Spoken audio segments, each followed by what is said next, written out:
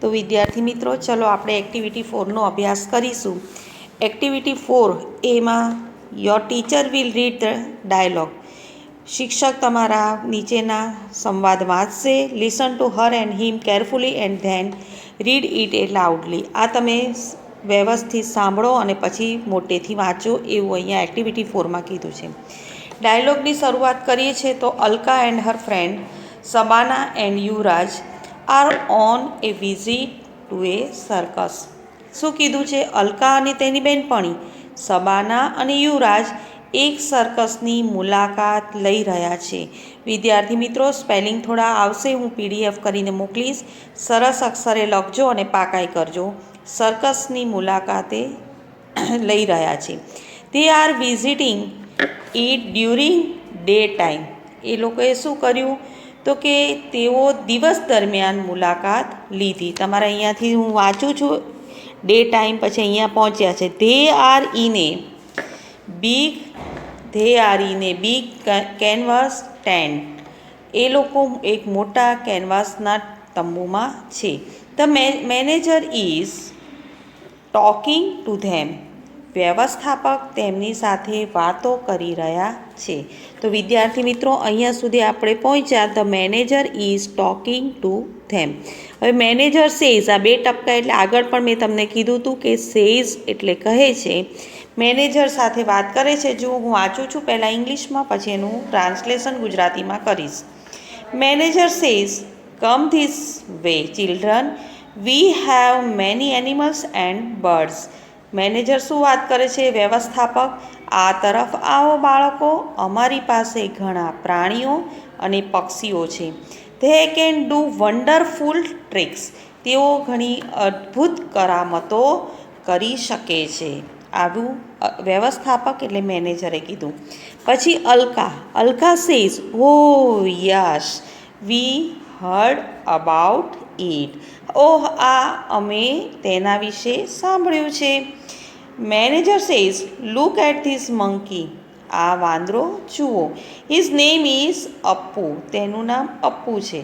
Appu can count up to 10 and tell us. Appu શું કરામત કરે છે?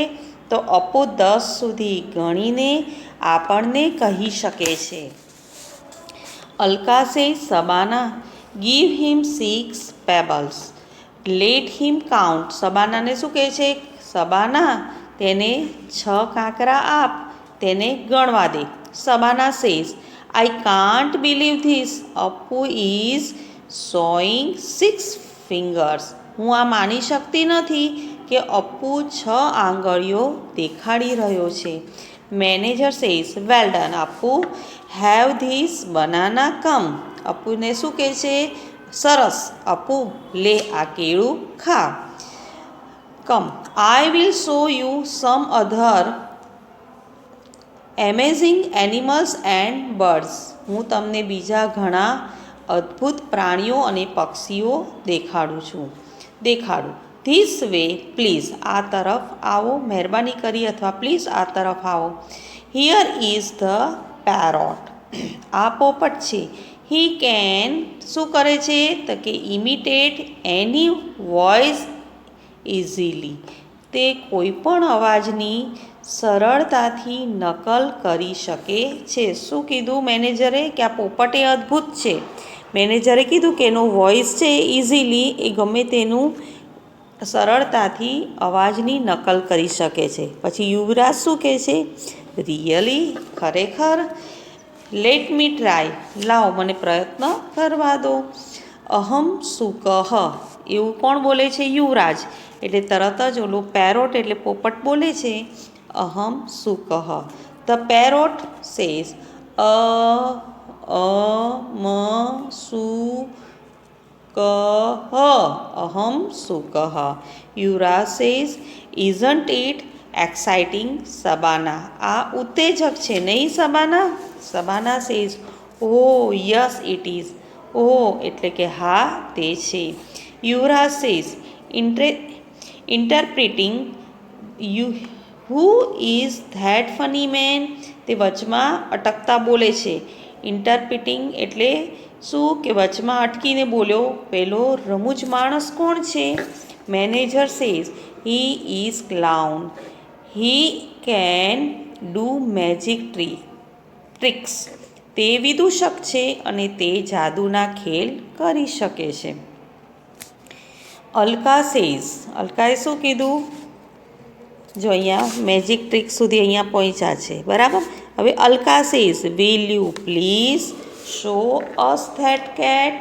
શું તમે એમને પેલી બિલાડી બતાવશો please?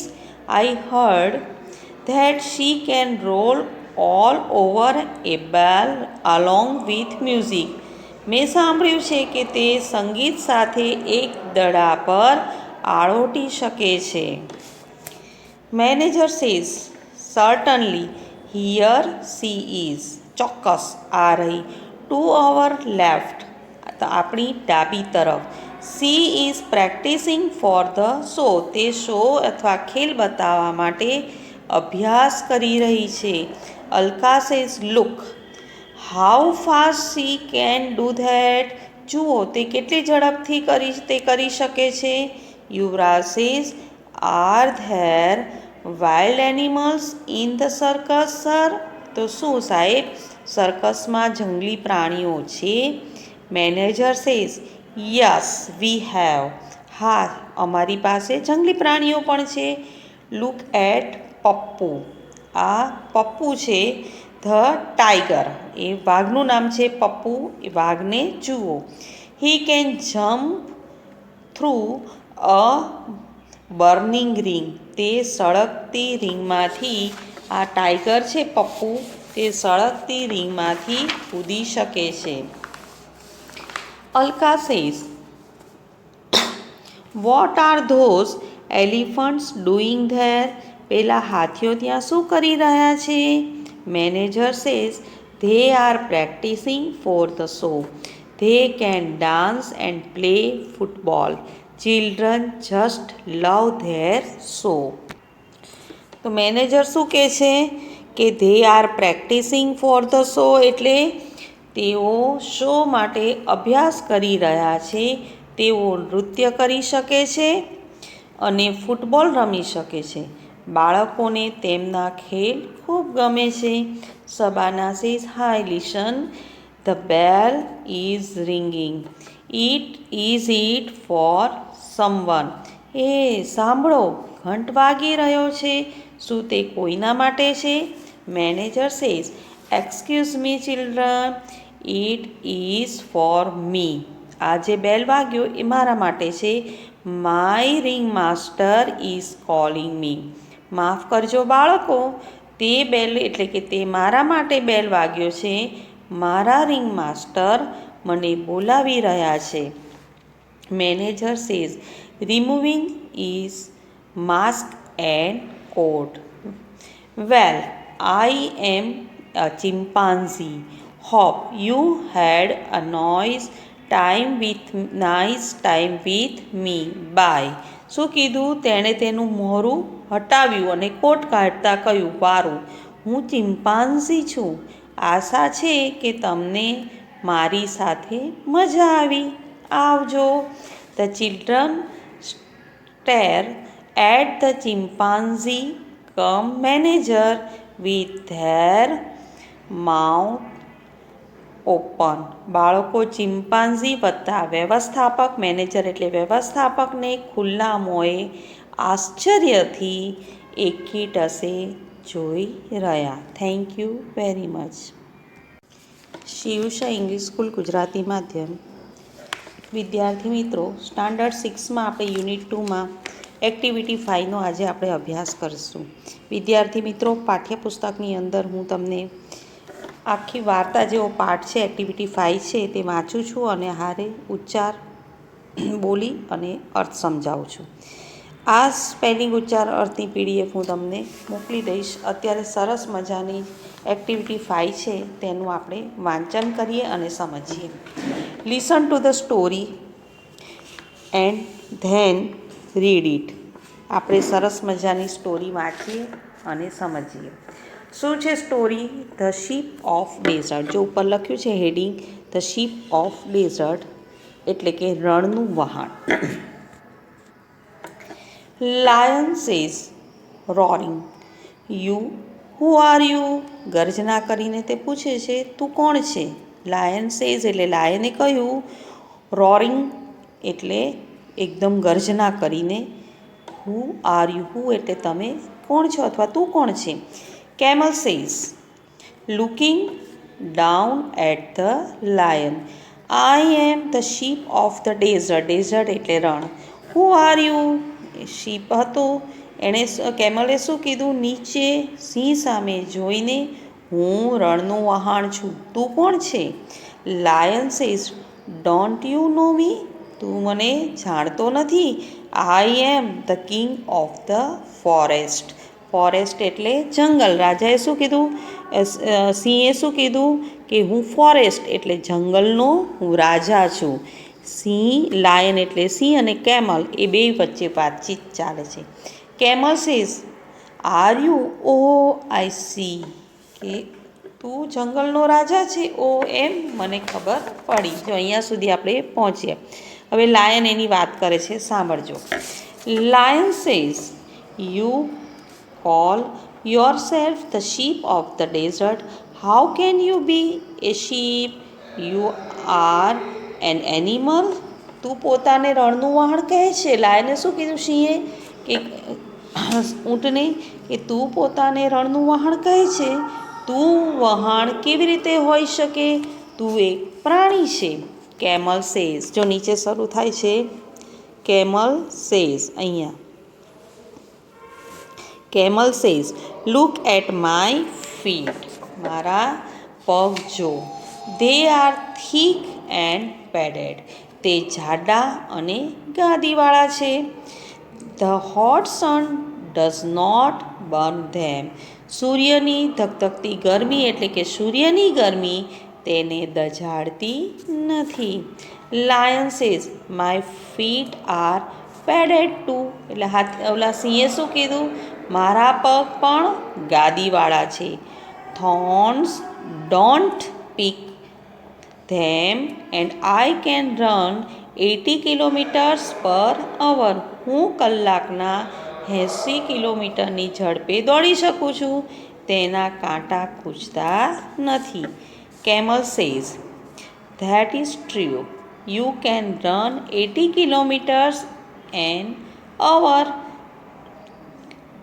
in a forest, but can you run even a kilometer on the hot sand? શું કીધું, સાચું છે. તું જંગલમાં કલાકના 80 કિલોમીટરની ઝડપે દોડી શકે છે, પણ તું ગરમ રેતી ઉપર 1 કિલોમીટર પણ દોડી શકે ખરો. એને શું કીધું, lion says maybe not, but કદાચ નહીં પણ. Camel says, interrupting, and you can't without water for a week, can you? અને તું અઠવાડિયા સુધી પાણી વિના જીવી શકે નહીં. ના શકે. Lion says, no, I can't. I need water every day. Ola lion એટલે સિંહે શું કીધું, ના, હું જીવી ના શકું. પાણી વિના મારે પાણી વગર જીવાય નહીં. મને રોજ પાણી જોઈએ. But tell me, can you do without water. પણ તું મને કહે, શું તને પાણી વિના ચાલે. શું કીધું, કેમલ બોલે છે, યસ આઈ કેન. હા, મને કે પાણી વિના ચાલે. શું કહે છે, there are no rivers. Camel says, yes, I can. There are no rivers and lakes in a desert, but that does not bother me. હા, મને ચાલે. રણમાં નદીઓ કે તળાવ નથી, પણ મને તેની ચિંતા નથી. I can drink 200 bottles of water at a time. હું એક સાથે 200 બોટલ પાણી પી શકું છું. Lion says, really? You must have a big stomach. ખરેખર તારે મોટું પેટ હશે. કેમલ સેઝ પ્રાઉડલી, એટલે જો અહીંયા પહોંચ્યા છે. Camel says proudly yes I have a big stomach. એણે શું કીધું? હા, મારે મોટું પેટ છે. I can store water for a week. હું એક અઠવાડિયામાં પાણીનો સંગ્રહ કરી શકું. I can even store food for 2 weeks. હું 2 અઠવાડિયાના ખોરાકનો પણ સંગ્રહ કરી શકું. Lion says showing a lot of interest. એણે શું કર્યું? ખૂબ રસ દર્શાવતા. Do you store food in your stomach? તું તારા પેટમાં ખોરાકનો સંગ્રહ કરે? Camel says no I don't. ના કે હું નહીં. I store it in my, શેમાં કરે છે? હમ્પ એટલે હું પેટના ખોરાકનો સંગ્રહ નથી કરતો, હું મારા ટેકામાં તેનો સંગ્રહ કરું છું. ઊંટની ઉપર શું હોય? આ હમ્પ એટલે ઊંચું ટેકરા જેવું હોય ને, અહીંયા ઊંટ એમના ખોરાકનો સંગ્રહ કરે છે. I eat a lot of food at one time. હું એક સમયે ઘણો ખોરાક ખાઈ શકું છું. Then I don't need to eat for, કેટલી વાર? ફોર્ટનાઇટ. હું પછી પખવાડિયા સુધી મારે ખોરાકની જરૂર હોતી નથી. Lion says that's interesting but what do you eat? તે રસપ્રદ છે, પણ તું શું ખાય છે? Camel says I eat leaves. હું પાંદડા ખાઉં છું. Lion says but there are no trees in a desert. What do you eat there? રણમાં તો ઝાડ હોતા જ નથી, ત્યાં તું શું ખાય છે? Camel says there are thorny bushes in the desert. રણમાં કાંટાળા ઝાડવા હોય છે. I eat thorns. The thorns don't prick my thick tongue. હું કાંટા ખાઉં છું અને કાંટા મારી જાડી જીભને ખૂંચતા નથી. લાયન સેઝ હાઉ વન્ડરફુલ, કેટલું અદ્ભુત. Camel says king of the forest please come with me to the dessert.